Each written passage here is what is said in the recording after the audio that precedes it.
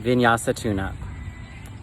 Vinyasa tune-up was this concept that I came up with during the pandemic when I noticed that people were off on their own, practicing by themselves, maybe developing certain tendencies and not having the guidance of a teacher.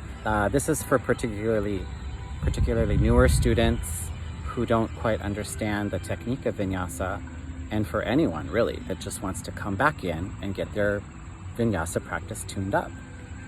So we'll be looking at down dog, chaturanga, up dog, down dog. What is the Vinyasa? Why do we do it? When should we do it? When should we not do it? How do we do it individually?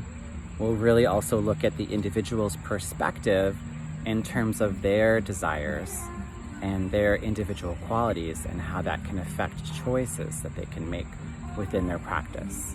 So anyone can come to this Vinyasa tune-up. We'll be breaking things down, we'll be having discussion, and I promise it won't be 2 hours of yoga. And I promise that we will have fun.